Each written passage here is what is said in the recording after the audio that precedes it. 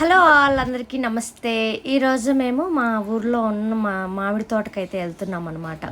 మా ఇంటి దగ్గర నుంచి ఒక 2 కిలోమీటర్స్ అయితే ఉంటుంది. ఇంకా మా నాన్న ఈరోజు ఉన్న కాయలన్నీ కోసుకొని వచ్చేద్దాము, ఇంట్లో పెట్టుకొని మాగేసుకుందామని చెప్పారు. ఎందుకంటే అక్కడ అన్నీ కోసుకొని వెళ్ళిపోతున్నారు. అక్కడ మేము వెళ్ళట్లేదు కదా, దూరంగా ఉంటుంది, ఎప్పుడో ఒకసారి వెళ్తున్నాము. సో ఒకసారిగా కోసుకొని వచ్చేసి ఇంట్లో వేసుకుంటే మాగుతాయి కదా, తర్వాత తినొచ్చు పిల్లలంతా అని చెప్పేసరికి ఇంకా పొద్దున్నే టిఫిన్ చేసేసి అందరం ఆటోలో బయలుదేరాము. పిల్లలు, మా నాన్న, మా నాని, నేను అందరం చెట్లో ఉన్న కాయలన్నీ కోసుకున్నాము. పిందెలు అంటే ఇది మా చేనులో మామిడికాయలు చూడండి, చాలా బాగున్నాయి, పెద్ద పెద్దగా అన్ని కోసుకొని వెళ్ళిపోతున్నాం ఈరోజు. అంటే అన్ని చెట్లు కాయలేదు, వాటర్ లేక